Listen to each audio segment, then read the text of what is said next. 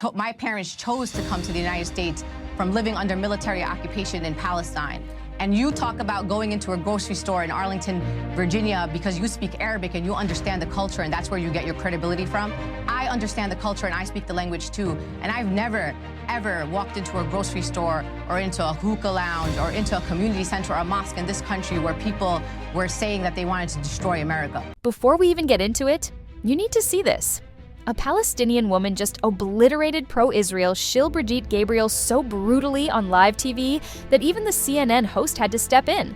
And trust me, it only gets crazier the longer it goes. I'm talking full intellectual knockout, hypocrisy exposed, fear-mongering shredded, the whole facade collapsing in real time. So do not click away. Watch this until the very end, because after you see how she dismantles Brigitte line by line, I'm going to break down exactly why this moment is so important and why it scared every Zionist propagandist out there. But before we dive in, tell me in the comments, where are you watching from? I love seeing how global this community is. And if you support truth over propaganda, make sure to hit that like button, subscribe, and turn on notifications, because what you're about to hear changes everything. 15 to 25% are radicalized. Now, not every single one of them wants to blow himself up, but they either support terrorists who want to blow themselves up, provide them with financing, provide them for money, provide them with logistical support. That statistic comes from the Israelis. Miss Gabriel speaks out of two sides of her mouth. I mean, first of all, in one breath she'll say the West must support moderate Muslims and the moderate Muslims must speak up against terrorism. And in the same breath she'll say peaceful Muslims are irrelevant.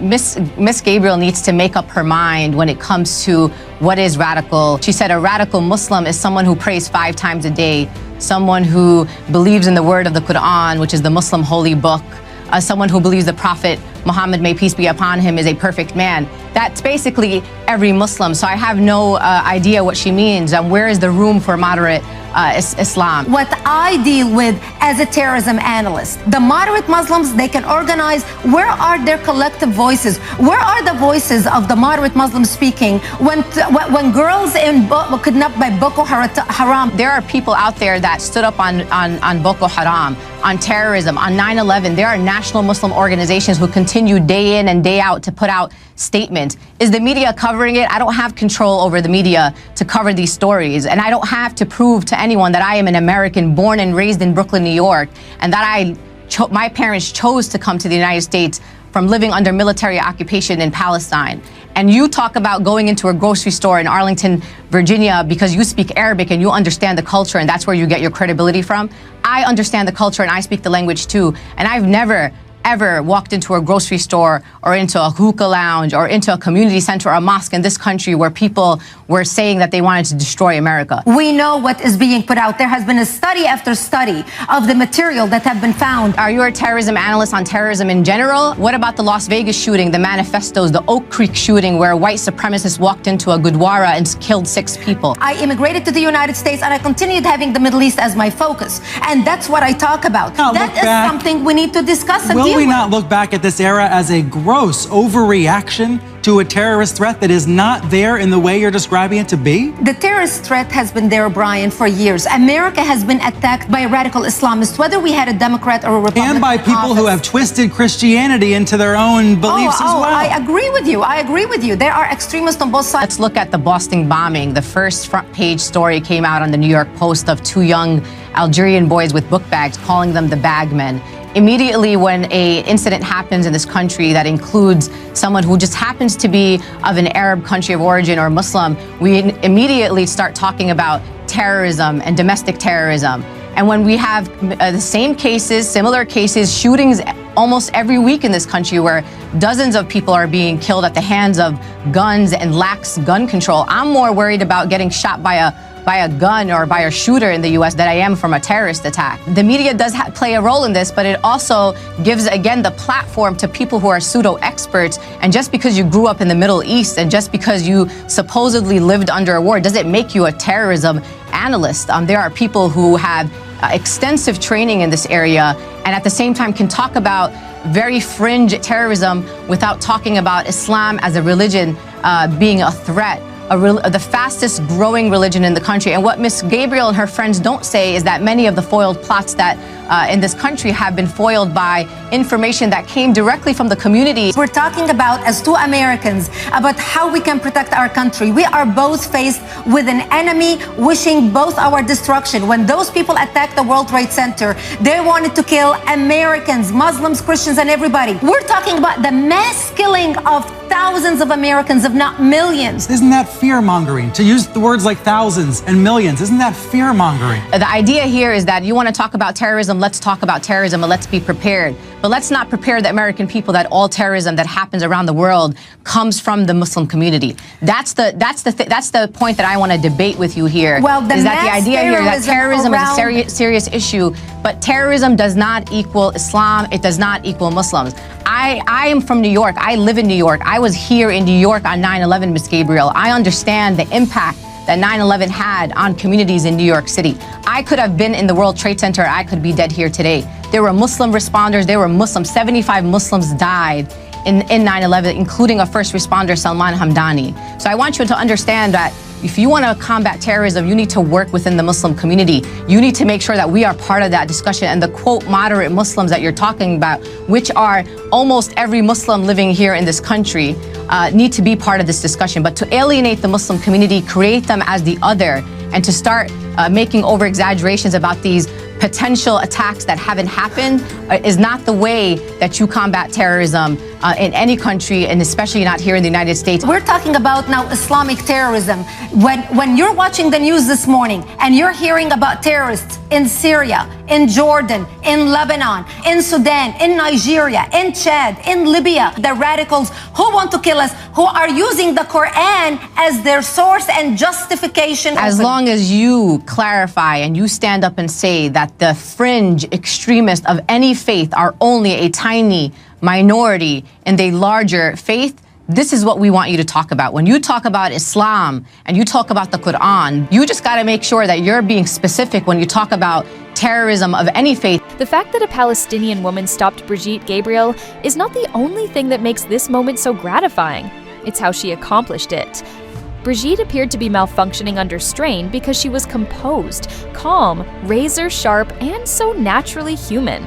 I'm an expert badge that Brigitte has been flaunting for decades. She entered the studio with her typical script, fear-mongering figures that were created out of thin air, and that fake two who grew up in the Middle East. And someone didn't let her get away with it for the first time in a long time.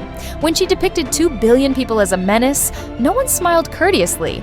In fact, someone pushed back, and that someone was an American Palestinian woman who refused to put up with any of Brigitte's bullshit. As usual, Brigitte began by attempting to exaggerate the notion that Muslims are somehow hiding around every corner, ready to blow up America. She famously said that between 15 and 25% of Muslims are radicalized. Even the CNN host's eyebrows almost fell off his face when he saw this absurd and obviously fake number. However, the Palestinian sister did not become emotional or raise her voice. She just disassembled the absurdity piece by piece. She made the point that Brigitte is unable to even explain what she means by radical because, in her own words, a radical Muslim is essentially any Muslim. A radical is someone who prays 5 times a day. A radical who reads the Quran. A good example is someone who follows the teachings of the Prophet Muhammad, peace be upon him. Radical. Put differently, a person who engages in any form of religious activity. Therefore, when Brigitte says she wants moderate Muslims, what she truly means are non-Muslim Muslims. Muslims who can serve as acceptable props in her story. Muslims who simply exist to feed her prejudice and boost her ego. The sister pointed out the obvious inconsistency right away.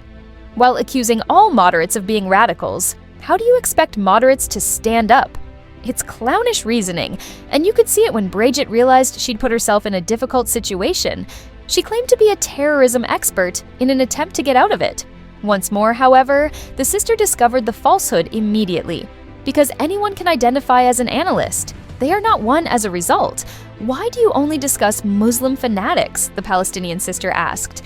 Why do you never bring up white supremacists? Why not the shooter in Las Vegas? Why not the guy who walked into a Sikh Gurdwara and murdered people? Bright completely folded. She admitted live on air that she focuses on the Middle East. Translation: she is solely concerned about Muslims who commit crimes. She doesn't research violence, she doesn't research radicalism, she is an Islamic scholar. She researches Muslims. Reducing a diverse global population to a danger is the foundation of her entire career. When the Palestinian sister noted that moderate Muslims do speak up frequently, Brigitte's hypocrisy became even more apparent. Following each significant attack, comments are released by Muslim organizations worldwide. Extremists are frequently denounced by imams. Nearly every Muslim community in the West has educational programs that teach young people about peaceful values. But since the media won't report on it, how would the general public be aware of any of this? It was made plain by the sister. Muslims have denounced everything, including ISIS, Boko Haram, and 9/11. However, the mainstream media has no interest in reporting about peace. Ads are not sold by peace. Fear does. The sister's personal narrative really hit home at this point. She mentioned her parents came to America from Palestine, fleeing actual military occupation. Brigitte selectively dismisses actual extremism and bloodshed, despite the fact that Israeli invasions, proxy wars, and occupations contributed to the division of her own country, Lebanon. Brigitte, however, never addresses such subject. She never criticizes the IDF, never addresses Israeli war crimes, and never talks about the decades of violence they have inflicted on the area. When people she supports politically engage in extreme, her knowledge seems to magically stop. Brigitte was clearly uneasy when the Palestinian sister struck her with something. She claimed to speak Arabic as well. She is aware of the culture as well. She was raised in a Middle Eastern home as well. Thus, Brigitte's "I am aware that these people don't trust me in this situation."